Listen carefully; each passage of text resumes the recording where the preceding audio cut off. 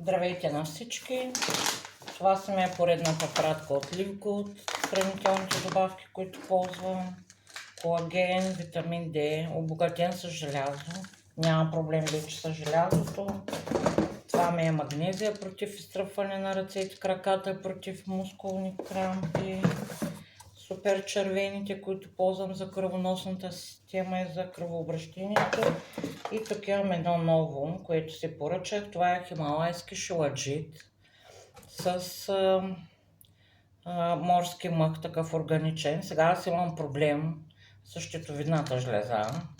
Това нещо помага много за нормализиране на функцията на щитовидната жлеза. Тук се правих едни изследвания, ето тук на 13.5 може да видите.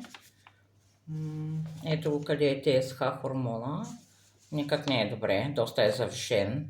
Това са ми показателите, а това е нормата, която трябва да бъде. Сега, аз пия тук едни таблетки, но съм решила, че мога да си помогна по друг начин и евентуално да смъкна таблетките.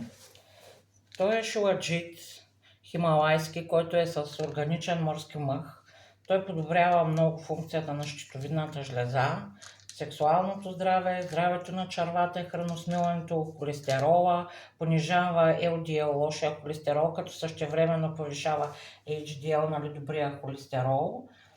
И след известно време ще се включа, за да ви направя свидетели на това какво се случва, доколко работи това за щитовидната жлеза. Чао за сега!